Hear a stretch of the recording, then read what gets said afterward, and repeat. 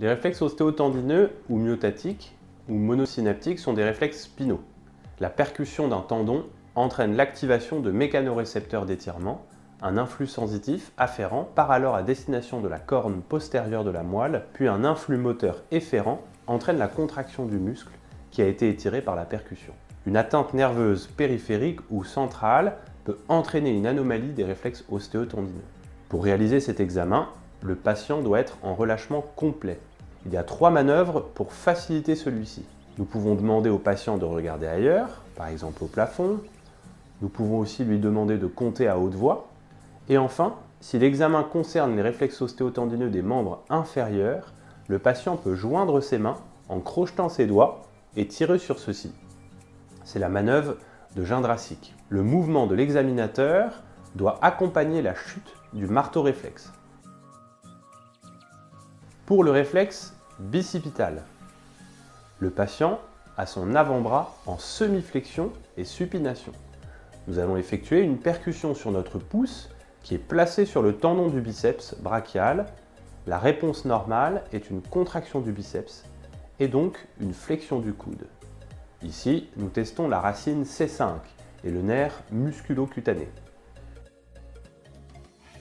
Pour le réflexe stylo-radial ou réflexe supinateur, le patient a son avant-bras en semi-flexion et en position intermédiaire entre pronation et supination. Nous percutons le bord externe du radius légèrement au-dessus de la styloïde radiale. La réponse sera une contraction du brachio-radial et donc une flexion du coude ainsi qu'une légère supination de l'avant-bras. Nous testons ici la racine C5 et C6, le nerf radial. Si nous provoquons une flexion des doigts et une extension du coude, il s'agit du signe du supinateur inversé, faisant partie du cluster de Cook lors d'une suspicion de myélopathie cervicale. Pour le réflexe tricipital, le patient a son avant-bras en semi-flexion, maintenu par l'examinateur. La percussion se fera au niveau du tendon du triceps brachial, juste au-dessus de l'olecrane. La réponse sera une contraction du triceps et une extension du coude. Nous testons ici la racine C7, le nerf radial. Le test peut être effectué dans différentes positions, par exemple ici en décubitus dorsal. Le réflexe cubito-pronateur. La position de l'avant-bras est en semi-flexion et en légère supination. La percussion se fera au niveau de la styloïde ulnaire. La réponse sera une pronation de la main. Ici, nous testons la racine C8 et le nerf ulnaire.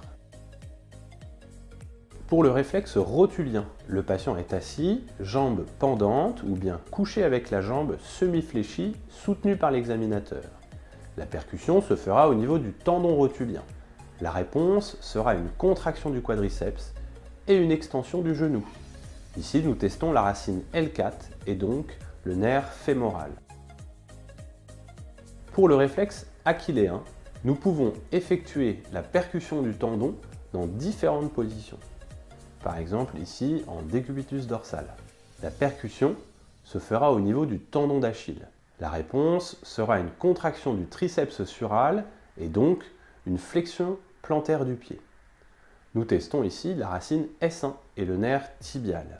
Lors de nos tests, nous recherchons des modifications de réponse, à savoir des abolitions, des réactions exagérées ou hyperréflexies, des diffusions, à savoir un réflexe déclenché sur une zone plus large que celle du tendon, ou encore un polycinétisme. Il nous renseigne sur la voie sensitive afférente, les connexions synaptiques au niveau de la moelle épinière, la voie motrice efférente et les voies motrices descendantes. Ils sont à intégrer dans un raisonnement clinique. La modification de la réponse d'un ou plusieurs réflexes, sans autre signe associé lors de l'examen, ne permet pas de conclure sur une atteinte ou un diagnostic spécifique. Merci d'avoir regardé cette vidéo, nous espérons qu'elle vous aura plu et à bientôt avec Access Formation.